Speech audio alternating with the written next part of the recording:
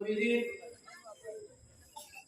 সিনা মুবারক আল্লাহ পাকের কালাম কুরআনে কারীম লৌহে মাহফুজ যেটা আল্লাহ পাকে একেবারে আজল হেফাজত করিয়া রাখছেন।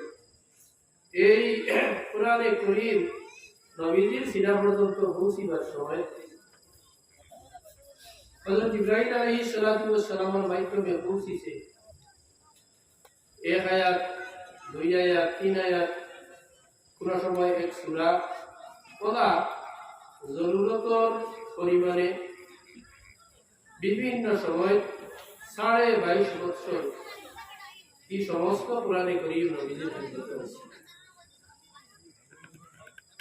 নবীজি এই কোরআনে কারীম নাযিল হওয়ার লগে লগে যাতে কোনো জিনিসও কোনো কম বেশ না হয়, এর কারণে একদিক দিয়া আর নিজে হিফজের মাঝে মুখস্থর মাঝে তো কোরআনে কারীম পুরাপুরি আসলো রাখছই, সাহাবায়ে কেরামরেও এই কোরআনে কারীমের হিফজের যে হুকুম, এই হুকুম দান করছই, হিফজের ব্যবস্থা রয়েছে এবং একেবারে সব কিছুর উপরে লগে লগে লেখবার লাগিও সাহাবায়ে কেরামরে নির্ধারিত হইয়া এই কোরআনে কারীমের লেখার ব্যবস্থা রয়েছে। এই কোরআনে কারীম তখন হইলা নাজিল যে সময় কইতো, কি সময় তো আমরা মতো আগে কাগজ কলমের ব্যবস্থা আসলো। সাহাবায়ে কেরামে খাজুরের ডাগুর মাঝে, সামলার মাঝে, আরো লাকড়ির টুকরার মাঝে যে পরিমাণ যে সময় নাজিল হইতো ওখানে লেখিয়া রাখা। এই টুকরাগুলা হেফাজত করবার লাগিয়া জানি হেফাজতের ব্যবস্থা বেগর ভিতরে হারাইয়া রাখতা। আর ই কোরআনে কারীম লগে লগে নিজে মুখস্থ করবার টানটানোর আদত আসলো।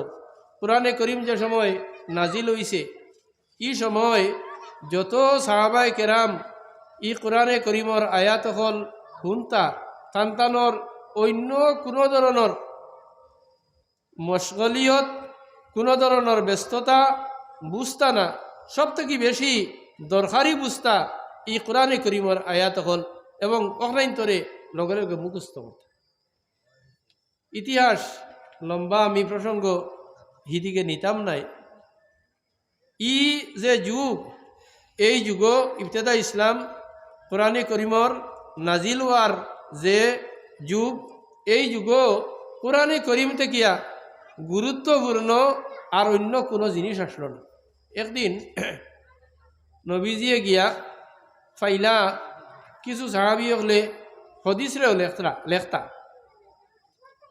নবীজি কিছু গরম মিজাজে ই সাহাবায়ে কেরামরে কইলা, কিতাবুম মা কিতাবিল্লাহ, আল্লাহর কালাম লেখবার সময় গীতা আরো লেখা আছে না? আল্লাহর কালাম লেখবার সময় আরো কোনটা লেখবার আরো আছে না কিতাব? অর্থাৎ এই আল্লাহর কালাম অত বেশি সাবধানতার সহিত, সতর্কতার সহিত এই কোরআনে কারীমের আয়াত হলডে লেখা হইছে, বিলকুল অন্য কোনো জিনিস যাতে ইগুর লগে মিলতো না পারে, ইগুর লগে অন্য কোনো জিনিস যাতে আইয়া জোড়া লাগতো না পারে, এর কারণে কোরআনে কারীম লেখবার সময় অন্য কোনো লেখা পর্যন্ত, হদিস পর্যন্ত লেখা নবীজিয়ে নিষেধ করত। তো আমার দুস্থ হল, বুজুর্গ হল, আমি আপনার খিদমত আগে আয়াতে কারীমা তিলাওয়াত করছি। আল্লাহ পাকে ফরমাইছেন, ইন্না নাহনু নাযালনা যিকরা, আমি নিজে কোরআনে কারীমরে নাজিল করছি, ওয়া ইন্না লাহু লাহাফিজুন, এবং আমি নিজেই কোরআনে কারীমের হেফাজতর দায়িত্ব নিলাম। এই যে কোরআনে কারীমের হেফাজত যেটা, এটা যেভাবে নাজিল হইছে এইভাবে জমিনও যাতে সুরক্ষিত হয়, কিয়ামত পর্যন্ত সুরক্ষিত থাকে, এর ইন্তজাম এবং ব্যবস্থা যেটা, এটা নবীজির একেবারে ই নাজিল হওয়ার সময় থেকে কিয়ামত পর্যন্ত এটা থাকবো। ইটার মাঝে এক হরফর, এক নক্তার, এক জের জবরর বেশ কম দুনিয়ার কোনো শক্তিয়ে করতে পারত না। আমার দুস্থ হল, বুজুর্গ হল, এটা মুমিন হলর এমন ধরনের কিছু ইমানি লাইন আমি বুঝাইতাম পারি আর কি না বুঝি আর না। আমরা তো হাসাও বুধভাই আমরা রে ইমানওয়ালা মুসলমান বলিয়া, কিন্তু বিভিন্ন কঠিন সময় আমরা ইমানিক নাইন লগালগ হবাই থেকে হবাই লড়াছড়া করে দুর্বল ইমান আমরা।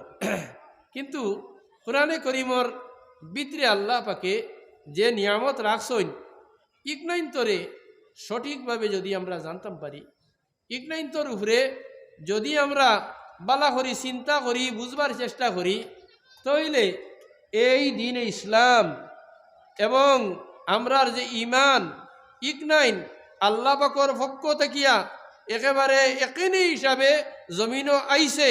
এক মানুষ ইমান আনার বাদে এই মানুষের নাজাতি ওইব কিয়ামতের দিন, তাইন এই ইমানের বদৌলতে আল্লাহ পাকর নিয়ামতগুলোর অধিকারী ওইবা, ইকটার মাঝে বিন্দু বিসর্গর কোনো জাত কোনো সন্দেহ নাই।